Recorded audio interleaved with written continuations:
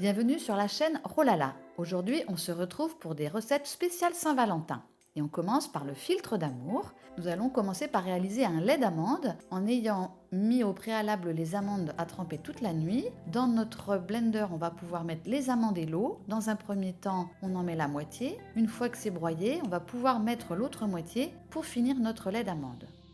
Une fois qu'il est broyé, on va pouvoir le filtrer et il est prêt. On va pouvoir ajouter des framboises, le lait d'amande, tout juste préparé, ainsi que le sirop d'agave, un petit coup de blender et le voilà qui est prêt. On peut rajouter pour la déco des myrtilles dessus. À présent, nous allons passer au rouleau d'amour. Vous pouvez choisir les légumes de saison. Nous avons choisi des champignons, des carottes, des tomates séchées, des choux rouges, des betteraves, de la mangue.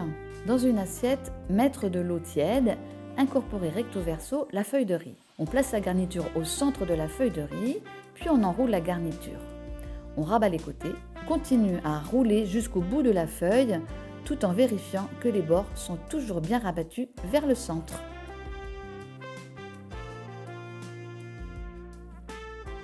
Et pour finir en beauté, le gâteau de l'amour, qui se prépare en 2 étapes. On va préparer la croûte du gâteau avec les amandes qui ont été trempées, les raisins secs, la noix de coco, la pâte de date, le sel, la vanille, que l'on va broyer grossièrement. Une fois qu'on a obtenu notre crumble, on peut le mettre au fond de notre plat, puis nous le plaçons au congélateur le temps que nous préparions la crème.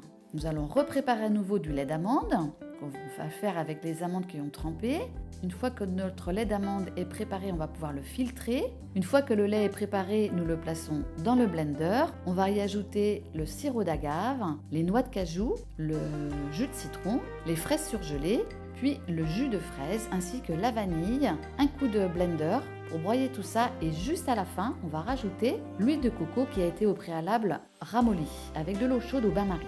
Une fois que notre crème est prête, on va pouvoir sortir notre croûte, puis rajouter la crème aux fraises par-dessus et le mettre au frigo avant de le mettre au congélateur pour que cela durcisse. Pensez à sortir votre gâteau du congélateur une demi-heure avant de le savourer. Tu me prends...